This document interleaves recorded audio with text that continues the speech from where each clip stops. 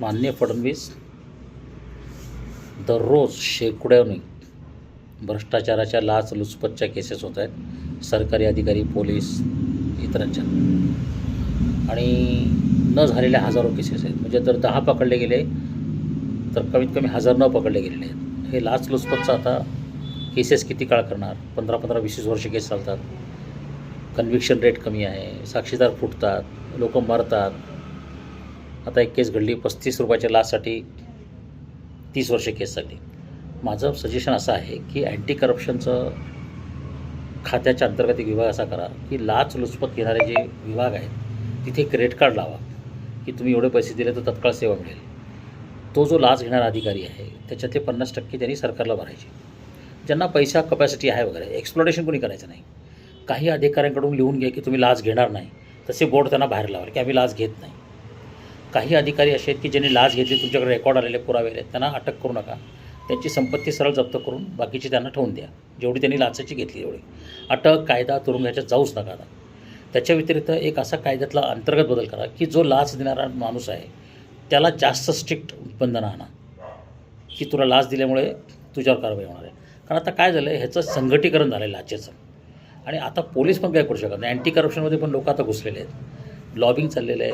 त्यामुळे ह्या सगळ्या गोष्टींना आता काही अर्थ राहिलेला नाही आहे. हे सगळं आता कालबाह्य झालेलं आहे. तुमचे ACB वगैरे पोलीस लाच घेतात, धमक्या देतात, कोणी काही करू शकत नाही.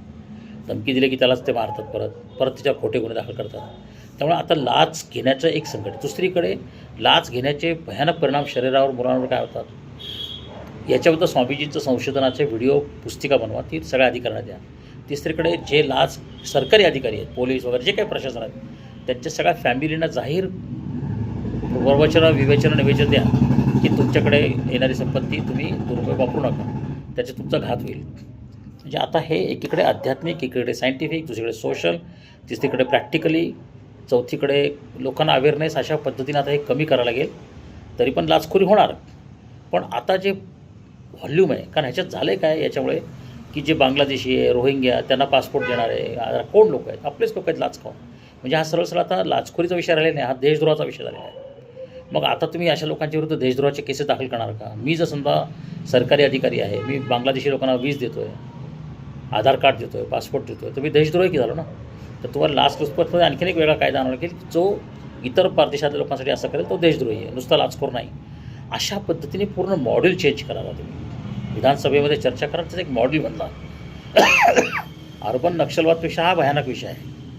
अतिरेकी संघटनांनी लाच देऊन कोर्टात शिरलेत लोक. सावध व्हा.